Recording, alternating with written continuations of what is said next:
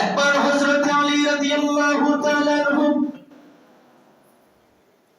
হযরত হুসাইন রাদিয়াল্লাহু তাআলা আনহুর গালের মধ্যে একটা চুমু খেলেন।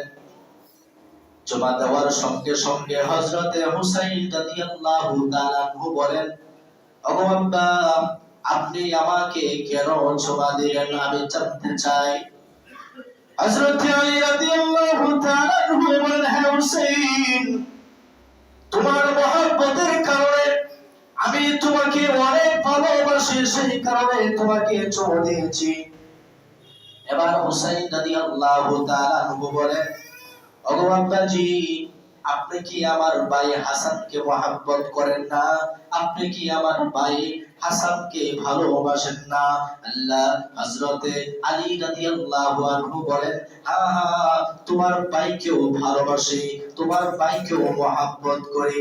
এবার হুসাইন রাদিয়াল্লাহু আনহু বলেন, হে আমার আব্বাজি, আপনি কি আমার মাকে ভালোবাসেন না? আলী রাদিয়াল্লাহু আনহু বলেন, আর তোমার মাকেও ভালোবাসি। তখন হুসাইন বললেন, আপনি কি আল্লাহ এবং তার রাসূলকে ভালোবাসেন না? আলী রাদিয়াল্লাহু আনহু বলেন, হ্যাঁ হ্যাঁ, আল্লাহ এবং তার রাসূলকেও ভালোবাসি। তখন হুসাইন রাদিয়াল্লাহু আনহু এমন এক আজীব প্রশ্ন করেছেন। হুসাইন রাদিয়াল্লাহু আনহু বলেন, আপনি আমাকেও মহব্বত করেন, আমার ভাই হাসানকেও মহব্বত করেন, আমার মাকেও মহব্বত করেন, আল্লাহকেও মহব্বত করেন, আল্লাহর পয়গম্বরকেও মহব্বত করেন।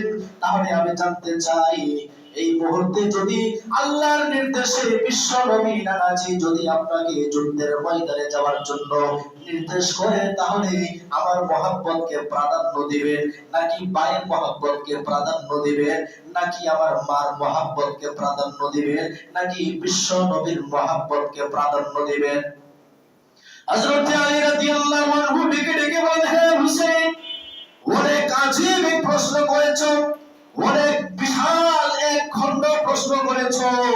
নিঃসন্দেহে আমি তোমাকে মহব্বত করি, তোমার ভাইকে মহব্বত করি, তোমার মাকে মহব্বত করি, কিন্তু আল্লাহ এবং তার রাসূলকে কত মহব্বত করি তোমাকে বুঝাইতে পারবো না।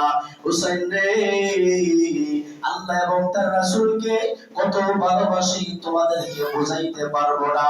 এই মুহূর্তে মহান আল্লাহ নির্দেশে যদি আমাকে বলা হয় যুদ্ধের ময়দানে যাওয়ার জন্য, হে হুসাইন, তখন তোমার মহব্বত কেন, তোমার ভাইয়ের মহব্বত কেন, তোমার মার মহব্বত কেন, তামাম পৃথিবীর সব মহব্বতকে লাথি মেরে আল্লাহ এবং আল্লাহর রাসূলের মহব্বতকে প্রাধান্য দেওয়ার জন্য হাজারবার নিজের জান উৎসর্গ দিতে প্রস্তুত রয়েছি।